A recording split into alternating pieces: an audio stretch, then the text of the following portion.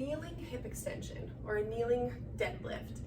So what we're doing in this movement is essentially just hinging through your hips and mimicking the movement that you'll do during a deadlift. I love using this as like a warm-up or a practice move to make sure that you are nailing your deadlift form. So all you're gonna do is get yourself situated on your knees in a comfortable position.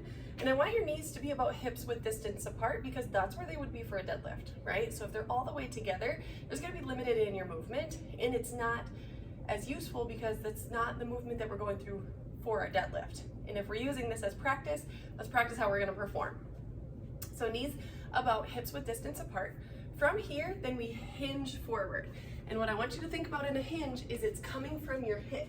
My spine is staying straight the whole time, right? If my arms are aligned with my body here, I'm literally just tipping forward and getting a stretch through my glutes. Now from here, my core is also tight. Head is in line with my spine, or neck is in line with the rest of my spine. Now from here, glutes are engaged. So turn them on and then press all the way up into full extension, but I don't want you to go into hyperextension, okay? In order to keep your glutes engaged, we gotta kind of still be in this like hinge over position to make sure the glutes are still there and firing. So we lower down, we reach our butt back, but we find that hinged over position again. Come up and back down.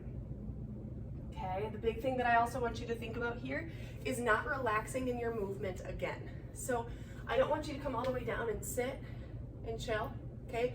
I want you to stay strong, and I want your butt muscles, your glutes, to never turn off. Now here's another perk, okay? If you're like, okay, I'm nailing this, like I've got this, then what I want you to do a little bit is when you come up, you're gonna push your knees out a little bit. It's almost like you're pushing down but over just slightly, as though you're pressing into someone's hands on the sides of your legs or something like that.